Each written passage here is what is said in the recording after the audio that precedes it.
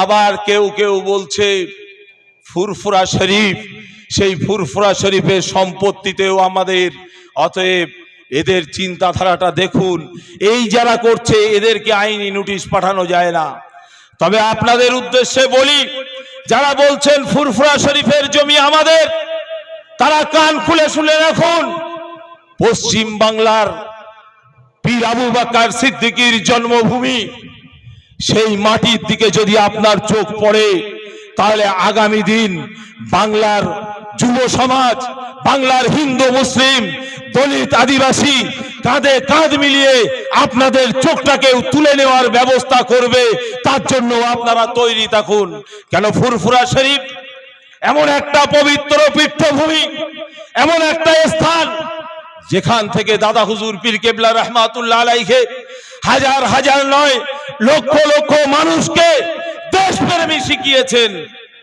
লক্ষ লক্ষ মানুষকে দেশের স্বাধীনতা সংগ্রামীর আন্দোলন করার জন্য, লড়াই করার জন্য, ব্রিটিশদের বিরুদ্ধে আন্দোলন করার জন্য তিনি প্রশিক্ষণ দিয়েছেন এবং লড়াইতে আগিয়ে দিয়েছেন। হে আমার ভক্ত মুরিদ, যাও তোমরা, দেশকে বাঁচাতে হবে, দেশের মানুষকে বাঁচাতে হবে ব্রিটিশের হাত থেকে। এই দেশকে বাঁচানোর জন্য তোমরা তোমাদের মাল, তোমরা তোমাদের জীবনকে উৎসর্গ করো। এটাই তারা সেদিনকে বার্তা দিয়েছিলেন। আর আজকের দিনে সেই দাদা হুজুর কেবলার বাড়ির দিকে আপনাদের নজর পড়েছে না। তবে আপনার নজর কিভাবে সাইজ করতে হয়, হড়হড় স্টিম জার্মানি কোপ্তাও আমরা কিন্তু রেডি রাখছি। আবার চোখ তুলে তাকাবেন, হাইকোর্টে 5 টাকার পেনের মূল্যে আপনাদেরকেও কিভাবে সাইজ করতে হয় সেটাও নওশাদ সিদ্দিকী সহ আমরা বাংলার হিন্দু মুসলিম আমরা সকলে মিলে বুঝিয়ে দেব। আমাদের নীতিগতভাবে নরেন্দ্র মোদীর সঙ্গে আমাদের বিরোধী, নীতিগতভাবে রাজনৈতিকভাবে তারা আমাদের বিরোধী দল, কিন্তু তারপরেও আমাদের দলের চেয়ারম্যান শুধু দেশের স্বার্থে, শুধু রাজ্যবাসীর স্বার্থে ওই সমস্ত জঙ্গিদেরকেও সমূলে ধ্বংস করার জন্য তিনিও একমত হয়েছেন যে জঙ্গি ঘাঁটিগুলোকে ভেঙে চূর্ণচার করতে হবে। কিন্তু আমরা কি লক্ষ্য করলাম? সেই জঙ্গি ঘাঁটি ভাঙা খালি মিডিয়ার মাধ্যমে দেখছি। এক একটা মিডিয়া এক এক রকম ভাবে প্রচার করছে, এক একটা মিডিয়ার বক্তব্য এক এক রকম। কিন্তু আমরা আমাদের স্ট্যান্ড ক্লিয়ার করেছি, জঙ্গি ঘাঁটিকে সমূলে ধ্বংস করতে হবে। এবং আমাদের নওশাদ সিদ্দিকী তিনি বিভিন্ন কোশ্চেন তুলে দিয়েছেন, জিজ্ঞাসা করেছেন। কি জিজ্ঞাসা করেছেন? তিনি জিজ্ঞাসা করছেন যে জঙ্গিগুলো 300 কিলোমিটার রাস্তা পাড়ি দিয়ে তারা কিভাবে ওখানে ঢুকলো, তার কৈফিয়তটা কাকে দিতে হবে, তার কৈফিয়তটা যারা দায়িত্বে আছেন তাদেরকে দিতে হবে। তিনি কোশ্চেন করছেন, তিনি জিজ্ঞাসা করছেন যে জঙ্গিগুলো আমার দেশের নাগরিকদের মেরে চলে গেল, তাদের অবস্থানটা কোথায়? পাকিস্তানকে উড়িয়ে দেব, পাকিস্তানকে সমূলে ধ্বংস করে দেব, জঙ্গি ঘাঁটিগুলো ধ্বংস করে দেব। ঠিক আছে, ভালো জিনিস, কেন আমরা ইন্ডিয়ান। অথবা আমরা চাই আমার দেশের শত্রু যারা তাদেরকে সমূলে ধ্বংস করা দরকার, এটা আমরা চাই। কিন্তু আমরা এটাও জানতে চাই যে মানুষগুলো আমাদের ভাইদের উপরে অত্যাচার করলো, যে ভাইগুলো বেড়াতে গিয়েছিল, আনন্দ করতে গিয়েছিল, কাশ্মীর ভূস্বর্গ তারা দেখতে গিয়েছিল, সেই কাশ্মীর ভূস্বর্গতে যে তাদেরকে লাশ হয়ে ঘরে ফিরতে হলো কেন? আর যারা লাশ বানালো তারা আজকের কোথায়? এতদিন হয়ে যাওয়ার পরেও তাদের কোনো খোঁজ খবর আর পাওয়া যাচ্ছে না কেন? আমরাও মিডিয়ার মাধ্যমে সেগুলো জানতে চাই। তাই আমরা বলতে চাই যে সঠিক তদন্ত হোক, কিন্তু এই তদন্ত আর হবে বলে আমাদের মনে হয় না।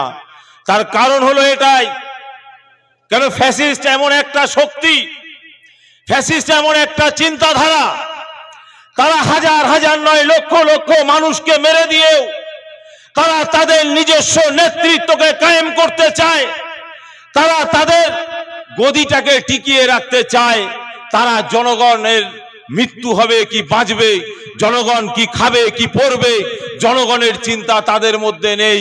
তারা বন্দুকের নলের আগায়, তারা তাদের ফ্যাসিস্টকে কায়েম করতে চায়, তারা তাদের গদিকে টিকিয়ে রাখতে চায়। তাই আমরা লক্ষ্য করে দেখেছি এর আগে যে ঘটনা হয়েছিল সেই ঘটনার তদন্ত আজও পর্যন্ত হয়নি।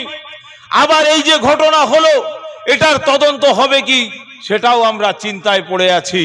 তাই বলি বন্ধু, আপনাদেরকে সজাগ হতে হবে, আপনাদেরকে জাগতে হবে যে কাদেরকে আমরা ভোট দিয়ে জিতিয়েছি, কারা দেশপ্রেম করে আর কারা দেশবাসীকে ভালোবাসে, আর কারা দেশকে লুটতে চায় আর কারা দেশের বাসীকে ভালোবাসতে চায়, এটা আপনাদেরকে বুঝতে হবে। আমরা বলতে চাই আজকের ওয়াকফ সম্পত্তি নিয়ে যে হাজার হাজার মুসা ভাই বলছিলেন যে বহু মানুষ তারা রাস্তায় নেমেছেন, ওয়াকফ সম্পত্তির আন্দোলন, এই রাজ্যের মাননীয়াকে আমরা ভোট দিয়ে জিতিয়েছি। আমরা এত মানুষ দিল্লিতে যেতে পারবো না, এত মানুষ কলিকাতার রাজপথে যেতে পারবো না, যার জন্যই আমরা এখান থেকে এমএলএ বানিয়েছি, এখান থেকে এমপি বানিয়েছি। তারা দিল্লির মসনদে যাবে আর আপনার আমার ভোটটা নিয়ে যাওয়ার পরে তারা ঠান্ডা এসি ঘরে বসে থাকবে না, তারা আমার আপনার হয়ে আন্দোলন করবে, আমার আপনার হয়ে কথা বলবে।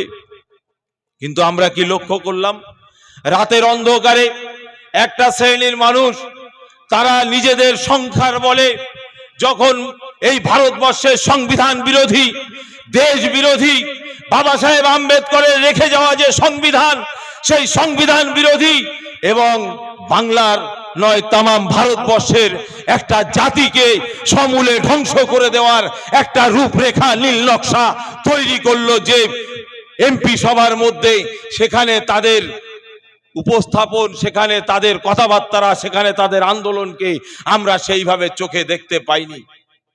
তার জন্য যখন নওশাদ সিদ্দিকী বলেছিলেন, আপনারা জানেন এনআরসি আন্দোলন পীরজাদা আব্বাস সিদ্দিকী ভাইজান যেভাবে আন্দোলন করেছিলেন, যেভাবে লড়াই করেছিলেন, ঠিক সেই লড়াই সেটাকে যাতে থামিয়ে দেওয়া যায়, তার বাড়িতে আইনি নোটিশ গিয়েছিল, তার বাড়িতে পুলিশ প্রশাসন গিয়েছিল।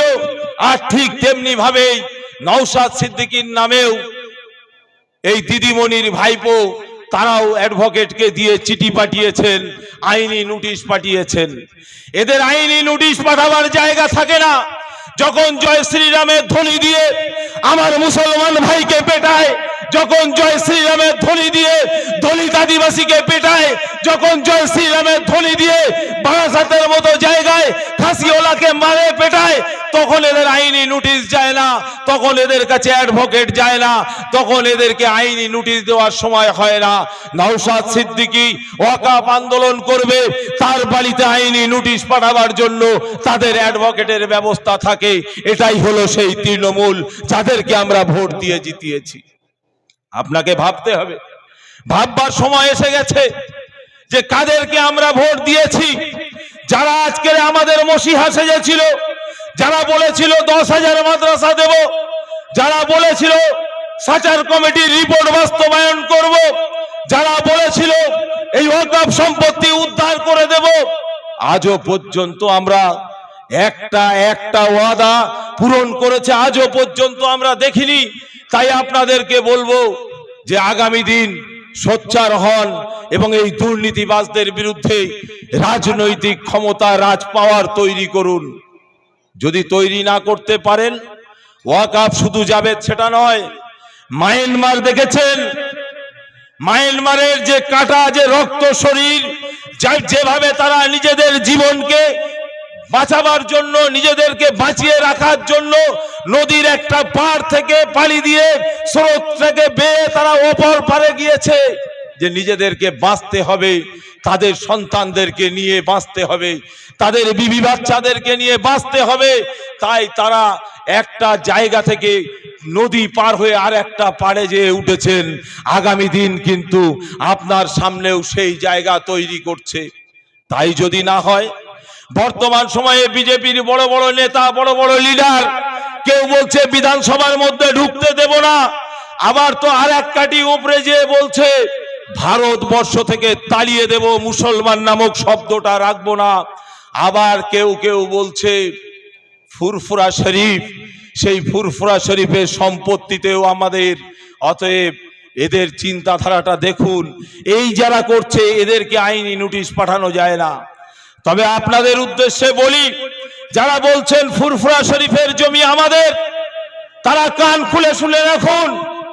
পশ্চিম বাংলার পীর আবু বকর সিদ্দিকীর জন্মভূমি, সেই মাটির দিকে যদি আপনার চোখ পড়ে, তাহলে আগামী দিন বাংলার যুব সমাজ, বাংলার হিন্দু মুসলিম দলিত আদিবাসী কাঁধে কাঁধ মিলিয়ে আপনাদের চোখটাকে তুলে নেওয়ার ব্যবস্থা করবে। তার জন্য আপনারা তৈরি থাকুন। কেন ফুরফুরা শরীফ এমন একটা পবিত্র পীঠভূমি, এমন একটা স্থান যেখান থেকে দাদা হুজুর পীর কেবলা রহমাতুল্লাহ আলাইহি হাজার হাজার নয় লক্ষ লক্ষ মানুষকে দেশপ্রেমী শিখিয়েছেন। লক্ষ লক্ষ মানুষকে দেশের স্বাধীনতা সংগ্রামীর আন্দোলন করার জন্য, লড়াই করার জন্য, ব্রিটিশদের বিরুদ্ধে আন্দোলন করার জন্য তিনি প্রশিক্ষণ দিয়েছেন এবং লড়াইতে আগিয়ে দিয়েছেন। হে আমার ভক্ত মুরিদ, যাও তোমরা, দেশকে বাঁচাতে হবে, দেশের মানুষকে বাঁচাতে হবে ব্রিটিশের হাত থেকে। এই দেশকে বাঁচানোর জন্য তোমরা তোমাদের মাল, তোমরা তোমাদের জীবনকে উৎসর্গ করো। এটাই তারা সেদিনকে বার্তা দিয়েছিলেন। আর আজকের দিনে সেই দাদা হুজুর কেবলার বাড়ির দিকে আপনাদের নজর পড়েছে না। তবে আপনার নজর কিভাবে সাইজ করতে হয়, হড়হড় স্টিম জার্মানি কোপ্তাও আমরা কিন্তু রেডি রাখছি। আবার চোখ তুলে তাকাবেন, হাইকোর্টে 5 টাকার পেনের মূল্যে আপনাদেরকেও কিভাবে সাইজ করতে হয় সেটাও নওশাদ সিদ্দিকী সহ আমরা বাংলার হিন্দু মুসলিম আমরা সকলে মিলে বুঝিয়ে দেব। আমরা লক্ষ্য করে দেখেছি, এই বাদুড়িয়াতে এই জায়গায় প্রোগ্রাম করার জন্য অনেক রকম বাধা এসছে, অনেক রকম কথাবার্তা আমাদেরকে শুনতে হয়েছে। কিন্তু আমাদের কর্মী সমর্থক, আমাদের হিতাকাঙ্ক্ষী, তারা প্রত্যেকেই কাঁধে কাঁধ মিলিয়ে চিন্তা ভাবনা নিয়েছেন। নিজেদের জীবন যদি যায়, নিজেদের মান, নিজেদের সম্মান, নিজেদের ইজ্জত যদি যায় তবুও যাবে, কিন্তু যেখানে মিটিং করব বলেছি নওশাদ সিদ্দিকীকে নিয়ে, সেখানেই আমরা মিটিং করব, এই চিন্তা ভাবনা তারা নিয়েছে। তাই আজকের এখানে মিটিং। অনেকে ভাবছেন যে এত ভিতরে কেন, অনেকে ভাবছেন যে আজকের এখানে লোক হবে কি হবে না। আমি সেই সমস্ত ভাইদের উদ্দেশ্যে বলবো, ভাবা তো দূরের কথা, শুধু একবার মাঠটা এসে দেখে যাও। তোমরা বিরিয়ানির প্যাকেট দিয়ে এত লোককে জোগাড় করতে পারবে না, যেটা বাদুড়িয়ার মানুষ তারা বুঝিয়ে দিয়েছে যে নওশাদ সিদ্দিকীর কতটা ফ্যান ফলোয়ার আছে, সেটা তারা দেখিয়ে দিয়েছে।